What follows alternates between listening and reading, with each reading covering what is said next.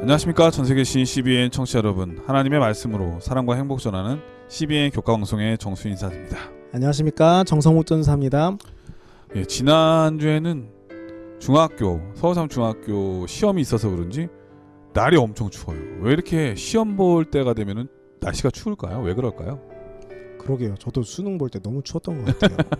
하여튼 시험 보는 날은 어떻게 알고 이렇게 추운지 모르겠어요. 우리 고생한 친구들 좋은 결과 있기를 바라겠고요. 또 이제 고등학교 입시 시험이 또 다가오고 있고 대입도 지금 다가오고 있잖아요. 맞습니다. 우리 공부하는 학생들 얼마나 마음이 조급하고 심란할까요? 우리 친구들에게 늘 건강과 그리고 하나님의 위로와 용기가 또 축복하심이 늘 함께하기를 빌겠습니다. 혹시 주변에 이렇게 입시를 준비하는 친구들이 있다면 많이 칭찬해주고 격려해 주셨으면 정말 좋겠습니다.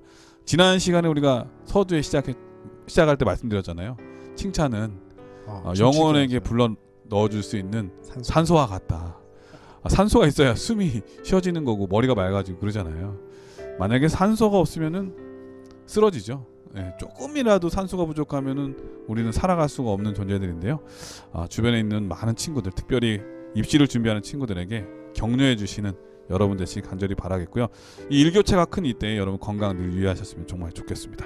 자, 오늘은 신명기 제 5번째 시간인데요. 교과의 제목은 내 문 안에 유하는 나그네라고 하는 제목입니다. 먼저 기억절 말씀을 읽어드리겠습니다. 너희는 나그네를 사랑하라. 전에 너희도 애굽 땅에서 나그네 되었음이니라. 신명기 10장 19절 말씀이었습니다. 자, 이번 교과의 제목이 내 문 안에 유하는 나그네입니다. 어떤 말씀인가요? 지난 교과에서 한 서기관이 예수님께 첫째 되는 계명이 무엇인지 여쭤봤습니다.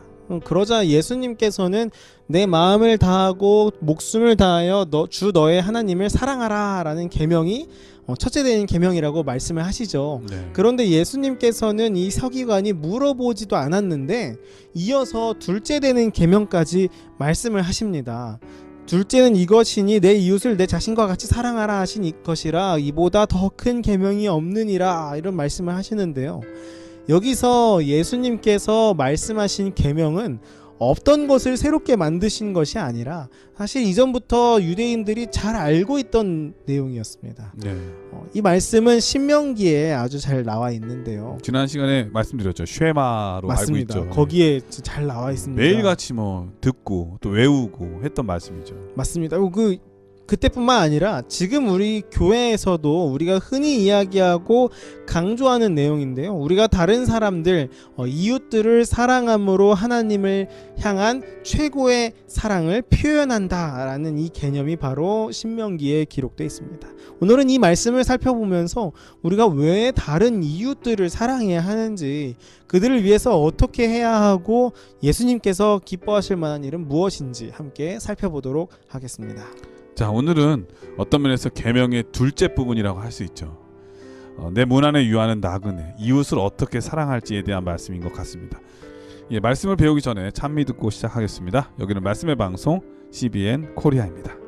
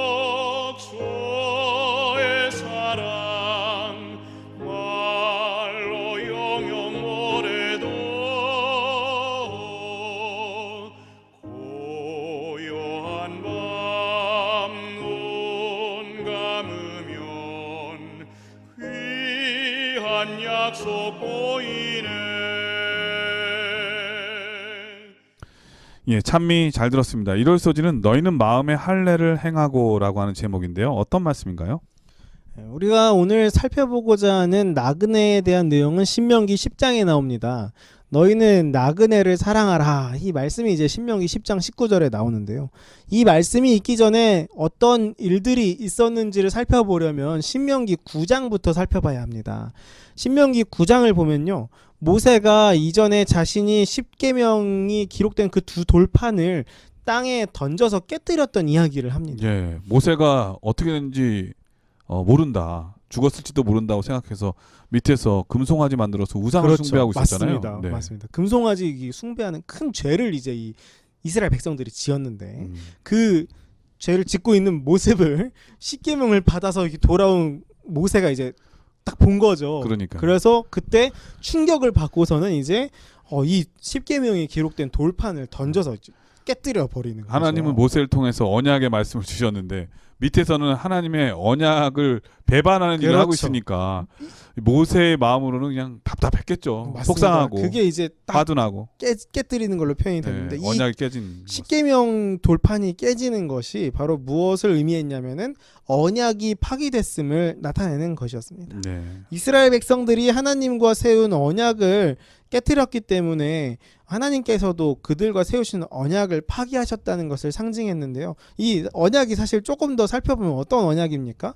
출애굽기 19장에 기록된 너희가 내 말을 잘 듣고 내 언약을 지키면 너희는 열국 중에서 내 소유가 되겠고 너희가 내게 대하여 제사장 나라가 되며 거룩한 백성이 되리라. 이게 바로 언약이잖아요. 네. 옛 언약이라고도 하고 이 소중한 언약이 백성들의 배도로 인해서 깨진 것입니다. 원래 이 상호적인 계약은 한쪽이 깨면은 깨어지는 게 맞는데 그렇죠. 맞습니다. 하나님은 그렇게 안 하셨잖아요. 근데 그렇죠. 여기서 이제 끝날 것처럼 보였던 하나님과 이스라엘 백성들의 관계가 하나님의 은혜로 인해서 다시 이어지게 되죠. 신명기 10장의 내용입니다. 그게 신명기 10장 1절을 보면 하나님께서 두 돌판을 다시 다듬어서 가지고 와라라고 이제 모세에게 말씀을 하십니다. 그런 면에서 보면은 이스라엘은 자격이 있어서 언약의 백성이 된 게 아니에요. 그럼요. 철저하게 하나님의 은혜였음을 좀 깨닫게 됩니다. 그런 걸 볼 때마다 사실은 저는 사실 그런 거 볼 때마다 되게 위로를 많이 받아요. 이렇게 저도 사실 되게 매번 넘어지고 자격이 없는데 네, 우리 모두가 항상, 그렇죠. 항상 네. 이렇게 은혜로 받아주시니까 항상 감사한 마음이 들죠. 하여튼간 이 죄를 지었음에도 불구하고 그들을 버리지 않으시겠다는 뜻을 이제 하나님께서 모세를 통해서 백성들에게 보여주신 것입니다. 그들을 용서하셨고 다시 언약을 세우시겠다는 뜻이죠. 우리를 향하신 하나님의 사랑이 어떤 사랑인지를 이 한 부분만 봐도 잘 알 수 있는 대목인 것 같네요. 맞습니다. 이런 상황 가운데서 이제 하나님께서 이스라엘 백성들에게 이런저런 말씀을 이제 하시는데 모세를 통해서 하시는데 그 내용이 10장의 중후반부 내용입니다. 함께 살펴보겠습니다. 신명기 10장 16절입니다. 그러므로 너희는 마음에 할례를 행하고 다시는 목을 곧게 하지 말라. 할례가 무엇인지 잘 아시죠? 네. 할례는 이 언약의 표징이었습니다.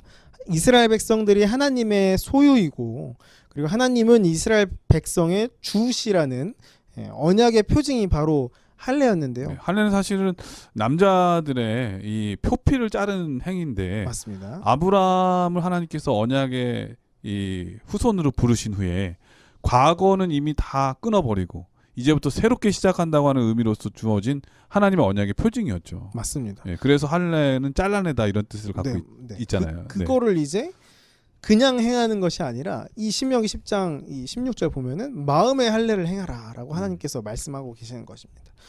이게 이제 무슨 뜻입니까? 너희가 외적으로만 보이는 언약의 의식을 행하는 것이 아니라 정말 진실한 마음으로 그 언약을 지키면서 하나님을 향한 마음이 하나님을 향한 사랑이 그 마음 속에 있기를 원하신다는 것이죠.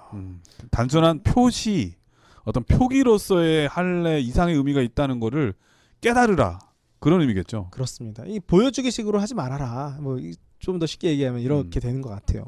할례를 마음에 행한다는 것은 이제 하나님을 진정으로 사랑한다는 뜻입니다.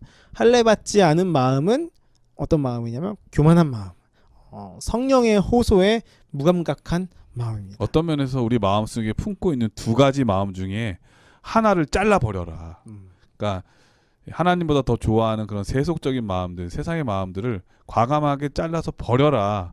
라고 하는 의미가 마음의 할례라고 할 수 있겠네요. 맞습니다. 하나님께서 다시 한번 그들에게 어떻게 보면 호소하신 거죠. 마음의 할례를 행해라 말씀하시면서 그런 뜻을 말씀하신 것입니다. 하나님께서는 이제 이스라엘 백성들과 다시 맺으신 이 언약을 확인하시면서 전심을 다해서 나를 사랑하라, 하나님을 사랑하라고 말씀하셨습니다. 그러면서 이제 말씀하신 게 다시는 목을 곧게 하지 말라. 네. 문자적으로는 더 이상 너의 목을 뻣뻣하게 하지 말라라고 기록이 되어 있습니다. 이게 뭐 목 디스크 걸리지 말라 이런 뜻이 아니잖아요. 전혀 아니죠. 전혀 네. 아니죠. 보면은 교만한 사람들 보면은 진짜 목에 힘이 들어가 있어요. 여기 딱 뻣뻣하죠. 네, 말투나 자세나 고압 위에서 네. 밑으로 보는 것 같고. 그러니까 그게 느껴지는 거거든요. 그러니까 사실은 이럴 자격이 없잖아요. 언약이 깨어져서 자격이 없는 사람들 하나님께서 다시 언약을 세워줬는데 이 백성이 하나님 앞에서 목을 뻣뻣하게 한다? 이거는 정말 있을 수 없는 일이 되겠죠. 주제를 모르는 거죠. 이제는. 그렇죠. 은혜를 모르는 거죠. 네, 은혜를. 맞습니다. 이 목을 뻣뻣하게 하지 말라라는 게 사실은 비유적 표현이잖아요. 어떻게 네. 보면은 이게 이제 어디서 온 거냐면은 이 일이 하기 싫어가지고 멍에에서 어깨랑 목을 이렇게 막 빼내는 황소로부터 온 듯하다. 그러니까 멍에 매는 소가 이렇게 그렇죠. 하면은 너무 힘들죠. 그러면 이제 소에서 소고기로 변하게 되는 건데. 그런 네. 이제 주석에 보면 그렇게 기록이 되어 있는데 왜냐면 주인이 다루기 힘드니까. 그렇죠. 얼마나 힘들겠어요. 소고기 되는 거지. 예, 얼마나 이스라엘 백성들이 하나님의 말씀에 순종하기를 기뻐하지 않았는지를 보여주는 구절입니다. 이런 백성들의 모습이 우리의 모습과 닮아 있지는 않은지 되돌아봐야 합니다.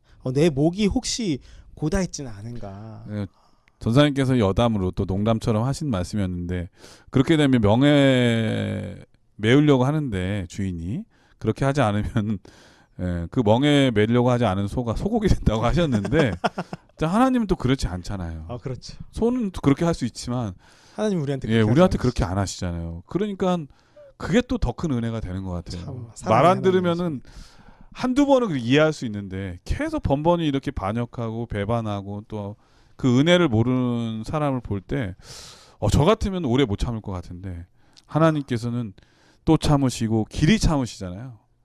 돌아올 때까지 참으시는 하나님의 은혜 참 감사하지 않을 수 없는 것 같습니다. 맞습니다. 오늘 우리가 이 일요일 소식을 통해서 하나님께서 언약을 파기한 백성들을 용서하시고 다시 받아주시는 모습을 살펴봤잖아요.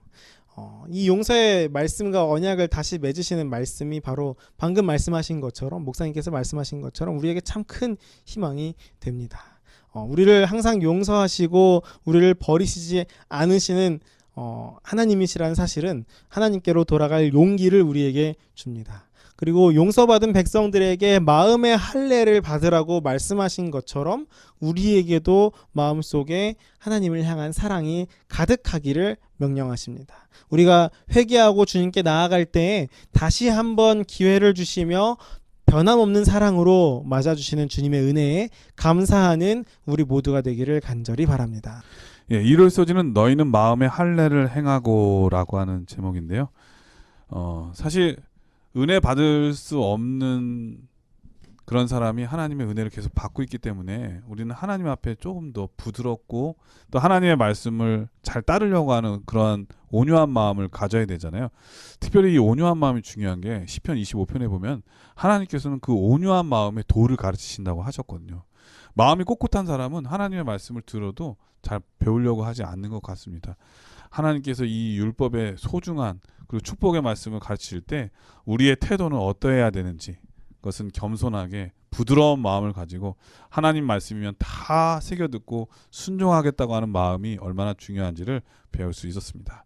자, 월요일 소지는 나그네를 사랑하라라고 하는 제목인데 어떤 말씀인가요? 이어지는 모세의 설교를 살펴보겠습니다. 신명기 10장 17절에는요. 너희의 하나님 여호와는 신의 신이시며 주의 주시요 크고 능하시며 두려우신 하나님이시라 라고 선언하는 모세의 모습을 살펴볼 수 있는데요. 14절에 보면 하늘과 모든 하늘과 땅과 그 위의 만물은 본래 내 하나님 여호와께 속한 것이로되 라고 말하면서 하나님께서 얼마나 위대하신 분이신지를 다시 한번 강조하는 모습을 살펴볼 수 있습니다. 이런 하나님께서 어떤 분이신지에 대해서 이어지는 성경절에서 모세는 이렇게 이야기합니다. 크고 능하시며 두려우신 하나님이시라. 사람을 외모로 보지 아니하시며 뇌물을 받지 아니하시고. 이것은 무슨 뜻이냐면 이렇게 위대하신 하나님이 우리 하나님이다. 그리고 이런 하나님께서는 이렇게 행하시면서 이와 마찬가지로 하나님의 백성인 너희도 이렇게 하기를 원하신다라는 말을 모세는 하고 있는 것입니다. 온 우주의 절대자이신 하나님께서는 외모를 보지 않으시고 뇌물도 받지 않으신다. 그리고 18절 19절입니다. 고아와 과부를 위하여 신원하시며 나그네를 사랑하사 그에게 식물과 의복을 주시나니 너희는 나그네를 사랑하라. 하나님께서는 고아와 나그네 또한 돌보신다. 그러므로 너희도 그들을 향한 사랑과 관심을 가지고 돌보라는 것입니다. 예, 사실 모세는 애굽의 왕자로도 오랫동안 살았잖아요. 그렇죠. 그리고 높은 사람 많이 봤잖아요.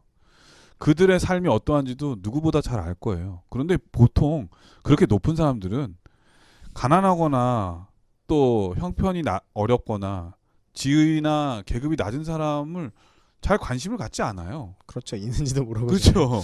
그런데 우리 위대하신 하나님, 온 우주의 통치자이신 이 하나님께서는 지극히 인간 세상에서도 별로 관심을 갖지 않는 고아와 과부와 특별히 나그네에 대해서 이렇게 관심을 베푸신 것은 하나님의 크기가 얼마나 큰지, 그 사랑의 크기가 얼마나 큰지를 다시 한번 잘 보여주는 게 아닌가. 이 모세는 그 말씀을 하고 싶었던 것 같아요. 맞습니다. 하나님의 위대하시고 크신 사랑을. 사실은 이 하나님의 사랑이 되게 잘 나타난다고 생각이 되는 게 여기서 기록된 이 나그네라는 단어가요. 네. 원어로 게르라는 단어인데 게르? 사실은 게르입니다. 네. 체류자 혹은 거류자라고 번역됩니다. 이 구약 성경에서 약 90회 이상 나오는 이 게르라는 단어는요. 어떤 제한된 시민권을 갖고 있으면서 다소 좀 영구적으로 거주하는 나라에 사는 외국인을 가리킵니다. 네, 낯선 자. 그렇죠. 이 뭐랄까요? 이방인. 이방인이죠. 이제 이방인인데 그냥 이렇게 일시적으로 머무는 뭐 여행객이나 외국인들과는 달리 백성들 가운데서 실제로 거주하는 사람을 의미합니다. 요즘 말로 말하면은 우리나라에서 돈을 벌기 위해서 오는 외국인 노동자. 그렇죠. 그 정도는 돼야지. 이렇게 이해할 수 있을 것 같아요. 그 정도는 돼야죠. 이게 이제 일반적으로 게르를 이제 나그네로 번역을 했는데 이 나그네는 아무래도 우리가 이해하기로는 이 여행자의 느낌이 좀 강하잖아요. 이렇게 잠깐 있다 가는 사람 뭐 이런 것으로 생각이 되는데 그러니까 여유 있어서 놀러 다니는 사람처럼 생각하는데 그런 사람이 아니에요. 그런 단어가 아닌 거죠. 네. 이제 여기서 고생하는 이제 사람들. 정말 이게 뭐 소외받는 자. 소외받는 사람들이라는 거죠. 근데 이런 좀 더 생각하면 외국인 체류자죠. 좀 더 이해하기 쉽겠죠. 타지에서 온 사람들은 아무래도 사회적으로 좀 불리한 입장에 있었고 당시엔 더 했겠죠. 도움이 필요한 사람들이었습니다. 일반적으로 외국인들에게 굉장히 좀 비우호적이었던 당시 상황 가운데서 하나님께서는 이들에게도 사랑을 베풀어야 한다고 말씀하시는 요즘도 거예요. 뭐 사회적 이슈가 가끔씩 되는 갑질 논란. 그렇죠. 그렇죠. 외국인들에게 네. 많이 있죠. 하나님께서는 그런데 이런 나그네들, 그러니까 이스라엘 백성들로 하여금 외국인 체류자들까지도 사랑해야 한다고 말씀을 하고 계시는 것입니다. 근데 우리가 생각하기에 왜 우리가 이 외국인들까지 생각을 해야 되는가? 내가 내 이웃, 내 가족, 내 친구 챙기기도 바쁜데 왜 이렇게 나그네, 그러니까 외국인 체류자까지 사랑을 해야 되는가라는 질문이 생길 수가 있는데요. 증언보감 2권 512페이지에 보면 이렇게 기록합니다. 그리스도께서 이스라엘 백성을 구원하기 위하여 돌아가신 것과 꼭 마찬가지로 나그네를 위하여도 돌아가셨기 때문에 이스라엘 백성들은 나그네를 사랑하지 않으면 안 되었다. 감사의 절기 곧 하나님의 자비를 회상하는 때에는 나그네도 영접을 받아야 하고 추수할 때에는 나그네와 가난한 자들을 위하여 일부분을 밭에 남겨 두어야 했다. 그리하여 나그네들도 하나님의 영적 축복을 같이 나눌 것이었다. 그리스도께서는 나그네를 위해서도 돌아가셨습니다. 그렇기 때문에 이스라엘 백성들도 나그네를 사랑하지 않아서는 안 됐습니다. 그래서 성경에 보면은 당시 이스라엘에 체류하던 외국인들은 다른 나라들과는 다르게 많은 특권을 가졌습니다. 제사도 사실은 드릴 수 있었고요. 매 3년마다 드려지는 11조와 함께 밭에 남겨진 곡식단 그리고 올리브 나무와 포도원의 이삭들을 나누어 가질 수 있었습니다. 재판도 굉장히 공정하게 다루어지도록 되어 있었고 6군데에 있었던 도피처는 그들을 위한 도피처이기도 했습니다. 네, 그러고 보면 하나님께서는 정말 파격적이에요. 그 당시에 굉장히 보통 파격적이죠. 여자들도 그 당시에는 그 옛날 시대에는 여성 인권이라는 게 별로 없었을 때에도 하나님께서는 그들의 인권을 보장하기 위한 특별한 또 법적 사회 복지 제도를 두셨고 그렇죠. 이 가장 소외받을 수밖에 없는 과부와 고아와 나그네들까지도 이런 혜택을 볼 수 있도록 하신 하나님은 정말 너무너무나 마음이 따뜻한 분이시다는 것을 또 새삼 느낄 수 있네요. 오늘날 맞습니다. 사회 제도를 봐도 맞습니다. 이 하나님께서 이 세상에서 소외당하고 고통당하는 사람들도 사랑하시는 하나님이라는 사실을 우리가 살펴볼 수 있는데요. 모세는 백성들에게 우리를 지으시고 온 세상의 주인이신 위대한 하나님께서 이 위대하신 하나님께서 이 나그네들과 고아와 과부를 사랑하신다. 그리고 우리도 그들을 사랑하기를 하나님께서 원하신다라고 선언하고 있는 것입니다. 모세의 이 설교는 오늘날 우리에게도 동일하게 주어집니다.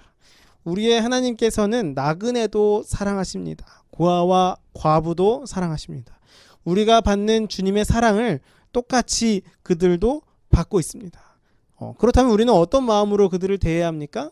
우리는 세상에서 소외당하는 사람들을 사랑하시는 하나님의 마음을 가지고 그들에게 손을 내밀고 사랑을 주어야 합니다. 물론 쉽지 않을 수 있습니다. 그러나 우리를 사랑하시는 그리스도의 마음으로 그들에게 사랑을 전하는 우리 모두가 되기를 간절히 바랍니다. 네, 월요일 소지는 나그네를 사랑하라라고 하는 제목인데요. 저는 이 부분을 조금 더 확대해서 이런 부분도 말씀을 좀 드리고 싶어요. 교회를 다니다 보면은 본의 아니게 끼리끼리 문화가 생길 수 있어요. 뭐 제가 최근에 읽은 그 예수 발악이라고 하는 책에 보면은 그 글을 쓰신 목사님께서 어떤 교회를 갔더니 36 출신과 비삼육 출신에 대한 말씀을 그렇게 글을 쓰셨던데 비단 그 36이냐 비삼육이냐를 떠나서 또 같은 지역 출신이라든지 그 소그룹이라고 하는 것도 참 좋지만 그 소그룹이 자기네들끼리만 복음 선교가 없이 마치 친목을 위해서만 이렇게 파당을 짓게 되면은 주변에 있는 사람은 교회를 오래 다녀도 나그네가 되기 쉽거든요. 그러면은 교회 다니면서도 소외되기 쉽고 그러면은 하나님께서 원하시는 뜻을 교회가 이루어야 되는데 오히려 교회가 실행하지 않는 실천하지 않는 그러한 모습을 보일 때가 있지 않나 그런 생각이 들었습니다. 오늘 말씀을 통해서 예수님의 깊은 뜻을 깨닫는 우리 모두는 장벽을 허물고 누구에게든지 따뜻하게 더군다나 소외되었다고 생각하는 그러한 작은 사람들에게 우리의 따뜻한 손길을 내밀 수 있는 그런 더 큰 하나님의 뜻을 행하는 우리 모든 성도들이 되시기를 간절히 축원드립니다. 화요일 소지는 너희도 애굽 땅에서 나그네 되었음이니라라고 하는 제목인데요. 어떤 말씀일까요? 네, 월요일 소지와 이어지는 말씀 신명기 10장 19절 함께 보시겠습니다. 너희는 나그네를 사랑하라. 전에 너희도 애굽 땅에서 나그네 되었음이니라. 하나님께서 이스라엘 백성들에게 나그네를 사랑하라고 하시면서 너희도 전에 애굽 땅에서 나그네 되었음을 기억하라라고 말씀하십니다. 개구리 올챙이적 생각해라. 그렇죠. 너희도 다 그랬다. 여기서 이제 번역된 나그네라는 단어 역시 월요일 소지에서 살펴본 그 게르라는 단어인데요. 하나님께서 이스라엘 백성들로 하여금 그들도 역시 나그네였던 적이 있었음을 기억하고 그때 얼마나 힘들고 어려웠는지를 기억하도록 말씀하시는 것입니다. 이 외국에 거류한다는 것, 외국에 체류한다는 것은 옛날에도 힘들었지만 지금도 여전히 쉽지만은 않은 것입니다. 아마도 청취자분들 중에서도 해외에 거류해 보신 분들 혹은 지금도 해외에 계시는 분들이 많은 것으로 알고 있습니다. 그렇죠. 제일 어려운 게 신분이에요. 신분이요. 네, 비자나 이런 게 없으면 그렇죠. 제일 부담되고 힘들고 그 날짜가 갱신 다가오면은 날짜가 맞아요. 다가오면 피를 말린다고 하죠. 이제 나갈 수밖에 없으니까. 그런데 자기의 터전이 있고 일자리가 있고 이런 사람들은 그게 쉬운 일이 아니거든요. 맞습니다. 그런 것 때문에 피해 볼까 봐 걱정이 많죠. 참 이제 외롭고 힘들다라는 말이 정말 맞는 것 같아요. 저도 해외에서 있었던 적이 있습니다. 아버지께서 선교사로 중앙아시아에 계실 때 저도 같이 갔었거든요. 정말 낯선 곳에 계셨네요. 좀 이제 생소하기도 하죠. 그렇죠. 가볼 일이 별로 없는 중앙아시아면 곳들이죠. 뭐 우즈베키스탄 그렇죠. 이런 데 말씀하시는 우즈베키스탄이랑 카자흐스탄, 키르기즈스탄에 좀 있었는데요. 물론 이제 어릴 때였는데 그 어릴 때에도 얼마나 외롭고 힘들던지 그 동네 친구들도 없고. 없죠. 네. 동네가 아니라 그 도시에서 한국인이 저랑 제 동생밖에 없으니까 네. 또래 중에서 얼마나 외로웠는지. 들려오는 소리는 다 이상한 소리만 들리고. 그렇죠. 못 알아듣는 소리만. 못 알아듣는 소리만 많이 들리고. 그 제가 그 기억이 있어가지고 그 외롭고 힘든 기억이 있기 때문에 해외로 나가는 친구들을 보거나 우리나라에 들어와 있는 외국인들을 보면 그 마음을 좀 잘 이해를 합니다. 그 외로움을 공감하기 때문에 제가 외국에 나가 있는 친구들을 위해서 좀 가끔 해주는 일이 있는데요. 정말 친한 친구들 중에 미국에 유학을 가 있는 친구들이 있습니다. 그래서 그 친구들이 외로워할 수 있잖아요. 네. 그래서 제가 어떻게 하냐면은 가끔 친구들이랑 이제 좀 모임을 가지게 되면은 제가 혼자서 마이크랑 카메라를 가지고 갑니다. 그래가지고 카메라로 양쪽에 2대 설치를 해놓은 다음에 동시에 그 녹화를 해가지고 영상을 찍는데요. 그냥 밥 먹는 영상부터 시작해서 뭐 얘기 나누는 영상, 그다음에 노는 영상 이런 것들을 뭐 6시간, 7시간씩 찍어가지고 그거를 다 압축해서 분할 압축해가지고 친구들에게 보내줍니다. 그러면은 그 친구들은 또 그걸 다 봐요. 정말 고맙다 그래요. 이게 물론 이제 잘 짜여진 TV 한국 생활 그리워하면서 그렇죠. 대신 이제 위로를 받는 거예요. 그렇죠. 짜여진 프로그램이나 뭐 예능 이런 건 아니지만 내가 친하고 내가 정말 좋아하는 친구들이 그냥 소소하게 밥 먹고 이야기하고 나누는 모습들을 보니까 그때 그 외로움들이 조금 해소가 되고 이거에 대해서 이걸로 좀 위로도 받고 그러니까 그러는 거예요. 요즘은 얼마나 좋은 세상입니까? 요즘은 좋아진 세상이죠. 얼마든지 페이스북으로 페이스타임으로 톡으로 얼굴과 얼굴을 통해서 말도 하고요. 그렇죠. 또 뭐 중계도 할 수 있고 맞죠, 맞습니다. SNS로 수시로 보낼 수 있고 참 근데 예전에는 그런 게 없잖아요.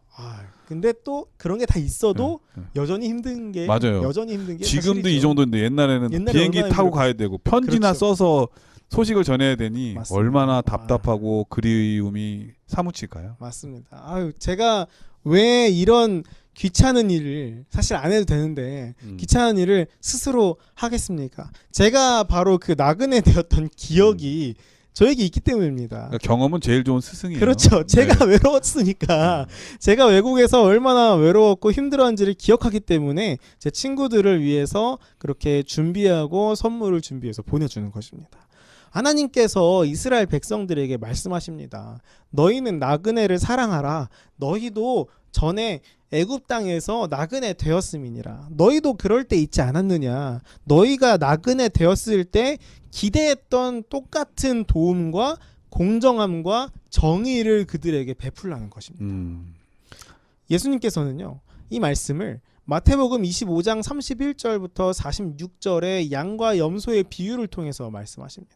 지극히 작은 자 하나에게 한 것이 곧 내게 한 것이니라. 이것이 바로 하나님의 백성이 주변의 이웃을 향해 가져야 하는 마음입니다.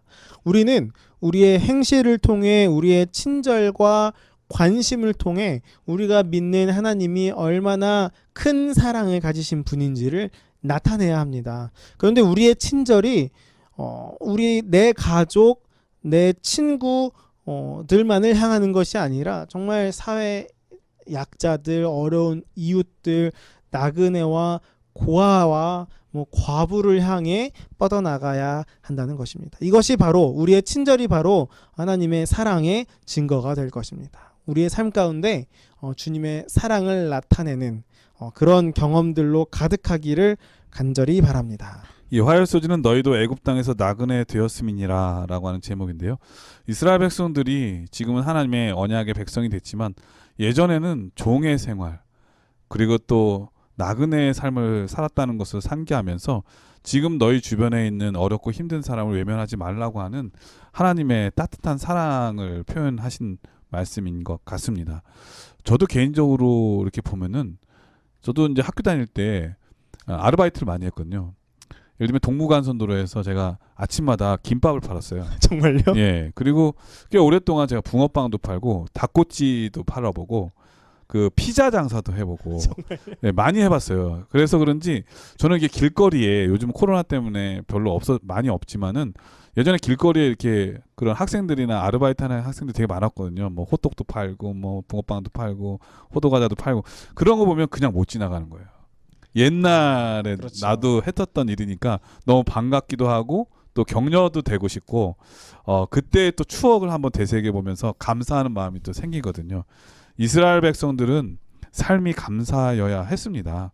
지금 너희가 언약의 백성이 된 것은 전적으로 하나님의 은혜라고 하는 것을 이 나그네를 돌보면서 깨닫고 그리고 감사하도록 하신 하나님의 뜻, 깊은 섭리가 있지 않았나 그런 생각이 듭니다.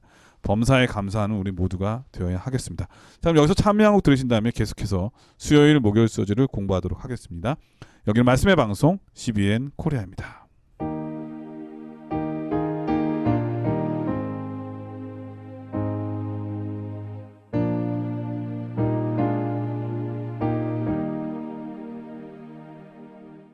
오늘 집을 나서기 전 기도했나요?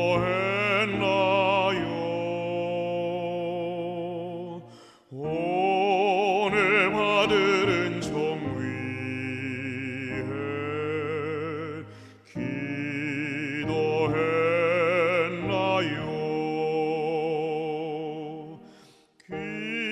기도는 우리의 안식 빛으로 인도하리 앞이 캄캄할 때 기도 잊지 마시오.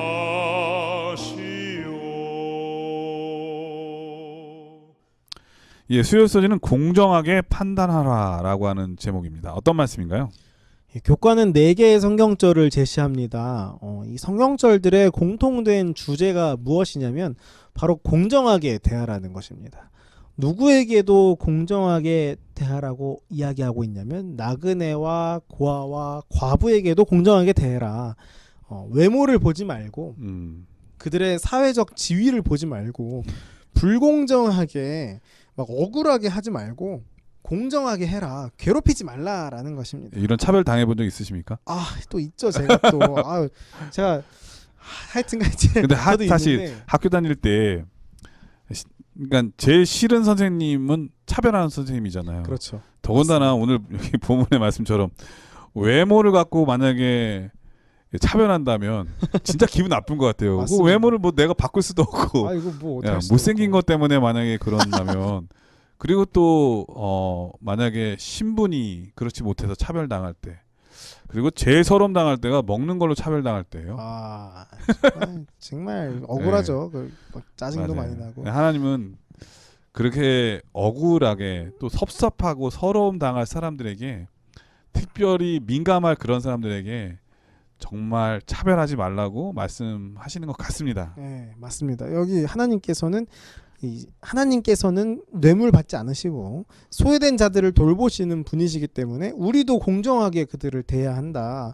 평등한 정의를 그들에게 실천해야 한다라고 이야기를 하고 있습니다. 이 나그네 되었을 때 불공정한 일을 당하게 되면 정말 억울한데요. 이 나그네 아까 말씀드린 것처럼 이 타지에 있을 때 더군다나 그런 일 당하면은 정말 억울하거든요. 예. 근데 저도 아까 여쭤보셨지만 학교에서뿐만 아니라 외국에서 나그네 생활 해봤지 않습니까? 아까 말씀하신 중앙아시아에서 그런 나그네 생활을 했을 때 차별당한 적 있어요? 있죠. 저 이제 불공정하다고 생각했던 일들을 당한 기억이 아직도 많이 남아 있습니다. 예를 들면은 뭐 다른 친구들은 다 음악 학교를 다니는데 무료예요. 거기 이제 소련 밑에 있었기 때문에 무료로 음악 학교 같은 것들이 되게 잘 돼 있거든요. 근데 저랑 제 동생은 외국인이라는 이유로 음악학교 등록금을 내라고 한다든지 아니면 뭐 그 먼 거리에 있는 교회에 이제 방문을 가기 위해서 운전을 꽤 오랫동안 해가지고 가야 됐었어요. 그 제가 운전하진 않았지만 통역해주신 집사님이 같이 운전해주셔 가시는데 가는데 저희 차를 무조건 잡아요. 경찰이 일단 잡아요. 그래 놓고서는 세워놓고서는 무슨 좀 뭐 서류를 좀 검사해야 된다고서는 서류를 좀 달라 그럽니다. 그럼 자동차 등록증이랑 외국인 뭐 이렇게 해가지고 막 주잖아요. 안 줘요 서류를 다시. 그래서 잠깐 기다리라 그러고서는 몇십 분이고 계속 세워두는 거예요.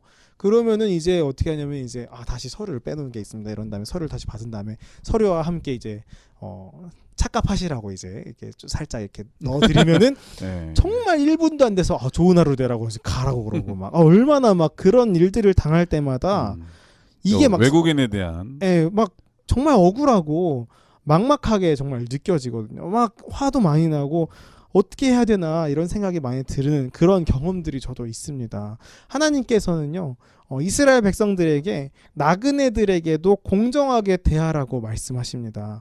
그리고 이것이 바로 하나님께 영광 돌리는 일이라고 이야기합니다. 72페이지 교훈에는 이렇게 기록합니다. 하나님께서는 올바른 종교적 행위가 그들을 거룩하게 만드는 것이 아니라 하나님의 품성을 닮은 삶의 실천이 참된 거룩함임을 가르쳐 주셨다. 하나님께서는 분명하게 말씀하십니다. 외모로 판단하지 말고 나그네와 고아에게 공정하게 대하고 과부나 가난한 자에게 억울한 일을 당하게 하지 말라. 그것이 바로 정의롭고 공의로우신 하나님의 거룩함이다. 아무리 예배를 잘 드리고 종교적 의식을 잘 한다고 해도 약한 자들과 가난한 자들을 공정하게 대하지 못한다면 그 백성이 그 사람이 어떻게 거룩해질 수 있겠습니까? 하나님께서는 우리에게 거룩한 백성이 되라고 명령하십니다. 오늘날 우리도 우리가 속한 공동체를 공정하고 정의로운 공동체로 만들어야 합니다. 우리가 믿는 하나님께서 그것을 통해 영광 받으실 것이기 때문입니다.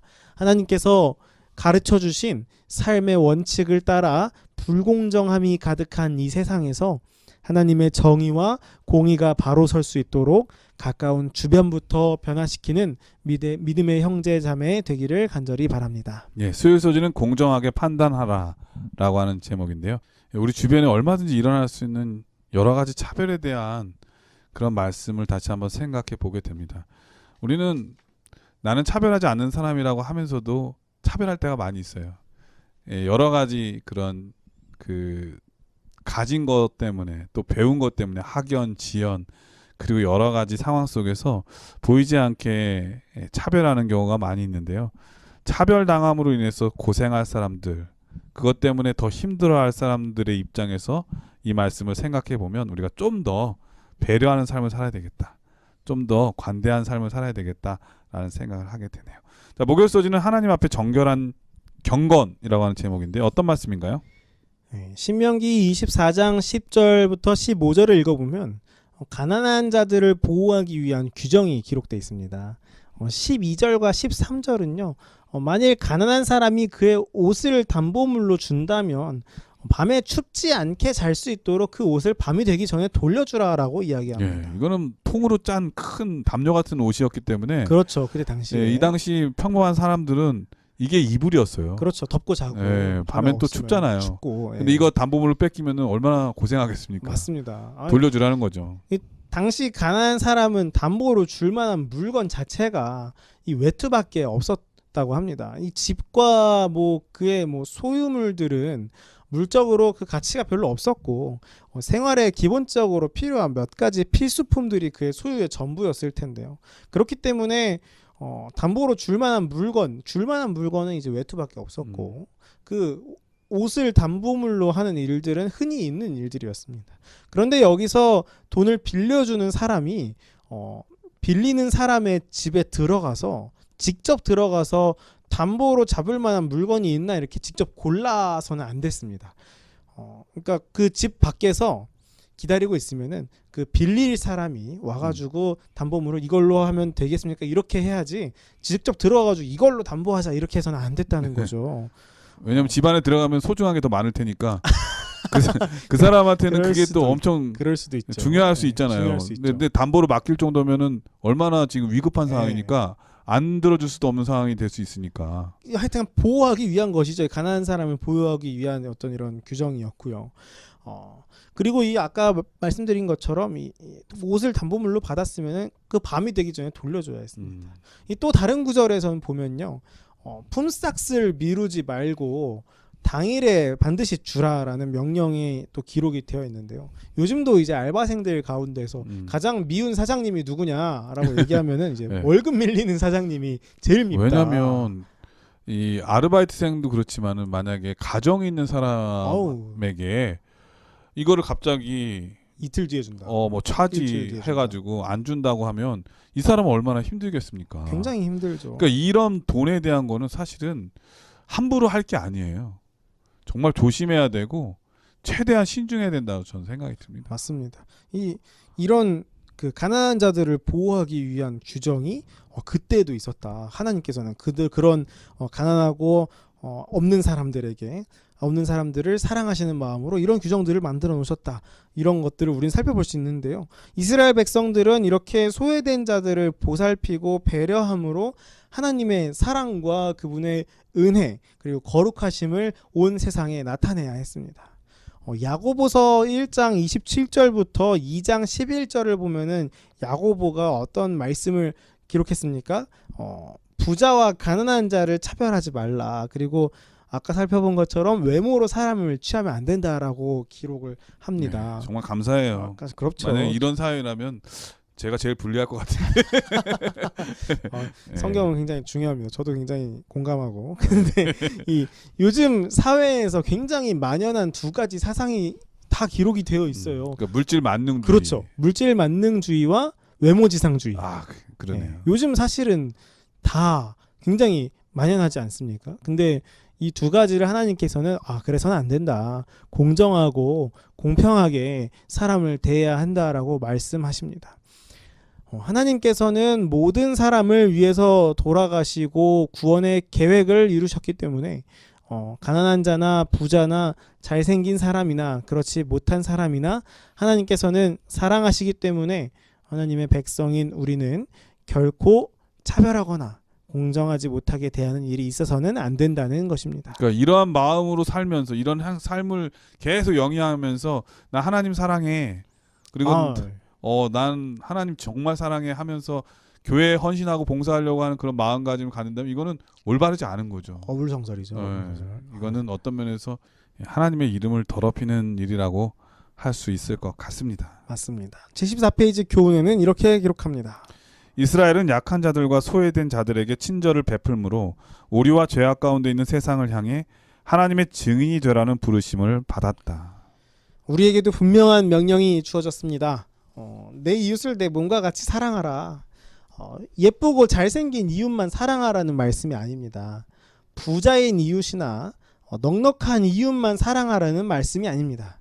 우리에게 주어진 명령은 약한 자들과 소외된 자들에게도 사랑과 친절을 베품으로 이 세상에서 그리스도의 증인이 되라는 것입니다. 우리는 혹시 소외된 자들을 외면하고 있지는 않습니까? 교회에 새로운 사람이 오기를 원하기는 하는데 멀끔하고 넉넉한 사람이 찾아오기만을 기다리고 있지는 않습니까? 우리의 마음에 하나님의 사랑이 가득하기를 간절히 바랍니다. 우리를 사랑하신 하나님께서는 소외받은 그들도 역시 사랑하신다는 사실을 잊지 않고 주님의 참된 증인이 되기를 간절히 바랍니다. 예. 목요일 소지는 하나님 앞에 정결한 경건에 대한 말씀이었는데요. 하나님 앞에 진짜 경건한 사람은 말로만 경건하거나 아니면 목소리 이렇게 근엄하게 하거나 그런 게 아니라 가난하고 어렵고 힘든 사람들에게 정말 공평하게 대하고 또 친절을 대하고 그리고 동정심을 베풀고 그리고 또 있는 것을 나누는 사람이라고 하는 것을 말씀해 주셨습니다. 그러고 보니까 경건의 모양은 있는데 경건의 능력이 없는 사람이 정말 많은 것 같아요. 저를 포함해서 우리 모두가 오늘 말씀처럼 경건의 모양이 아니라 경건의 능력이 있는 우리 모두가 되어야 하겠습니다. 우리 전사님께서 이번 교과를 간략하게 정리해 주시고 기도하고 마치도록 하겠습니다. 예, 오늘 우리는 나그네 된 자들도 사랑하라는 모세의 설교에 대해서 살펴봤습니다. 우리는 이 마음의 할례를 행하고 하나님과의 언약을 기억하면서 우리를 사랑하신 하나님의 사랑이 우리 마음 가운데 가득하기를 기도해야 합니다. 그리고 가난하고 소외된 자들까지도 사랑하신 하나님을 따라서 그들에게 우리도 손을 내밀고 베풀어야 합니다. 우리도 나그네 되었음을 기억해야 합니다. 우리도 전에는 육적으로나 영적으로 나그네 됐었음을 기억할 때 그들을 더욱 잘 이해할 수 있고 그들의 아픔에 공감할 수 있을 것입니다.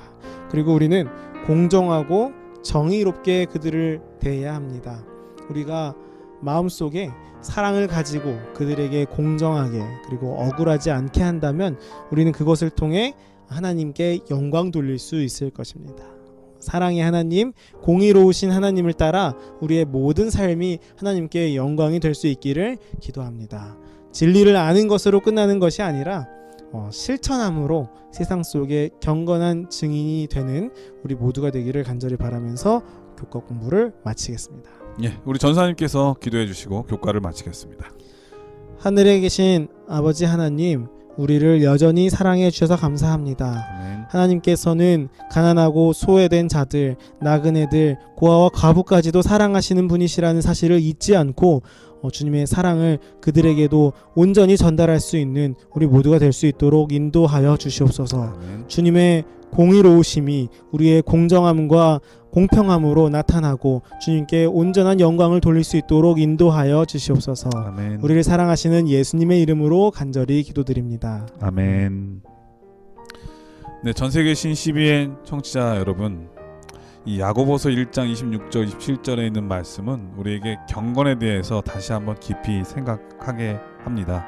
말을 함부로 해서 상대방의 마음을 아프게 하거나 그리고 또 차별을 통해서 상대방을 어렵게 하거나 이런 사람들은 하나님 앞에 경건을 인정받지 못한다고 하는 그 말씀 생각해 보면서 오늘 우리의 삶을 통해서 하나님께서 받으실 만한 경건한 사람 되기를 노력하는 우리 모두가 되어야 하겠습니다. 건강하시고요. 저희는 다음 주에 다시 찾아뵙도록 하겠습니다. 안녕히 계십시오. 감사합니다.